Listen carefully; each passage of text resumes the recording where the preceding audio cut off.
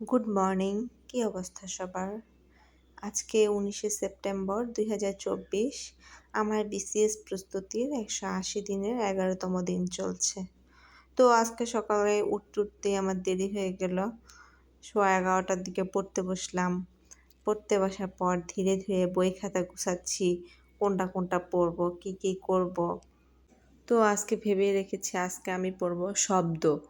তো শব্দের মধ্যে যা যা পড়ব সব কিছু পড়ব না, শুধু লেকচারটা আজকে পড়ব আর বিসিএস ব্যাংক এগুলো পড়ব। এগুলো আর বাকিগুলো পরে দিয়ে পড়ব। তো ফার্স্টে এর জন্য রুটিন বানিয়ে নিয়েছিলাম।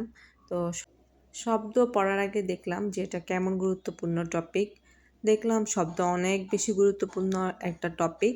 গত 35 থেকে 45তম মানে 46তম বিসিএসে মোট 19টা কোশ্চেন আসছে। বলতে গেলে প্রতিটা বিসিএসে 2টা করে প্রশ্ন আসছে, আর মনে হয় 2টা বিসিএসে একটা একটা করে কোশ্চেন আসছে।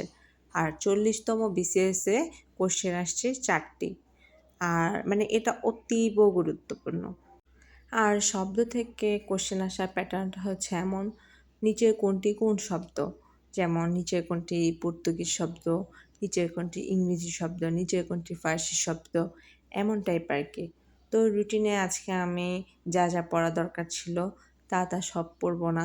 আমার বেশি পড়া যদি আমি ভেবে রাখি পড়বো, তাহলে আরও বেশি পড়া হয় না।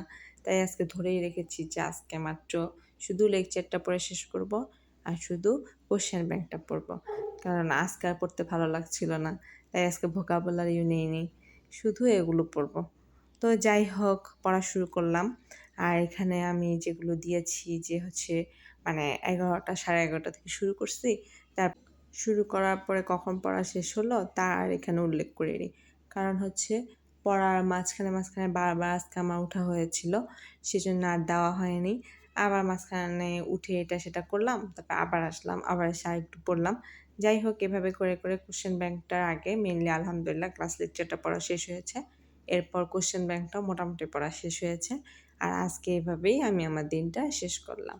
ওকে, ঠিক আছে, দেখা যাক কিভাবে কি শেষ করছি। আর লেকচারগুলো যেখান থেকে পড়েছি তা আমি ভিডিও করে দিব, আর ইমেজ আকারেও ভিডিওর লাস্টে দিয়ে দিব।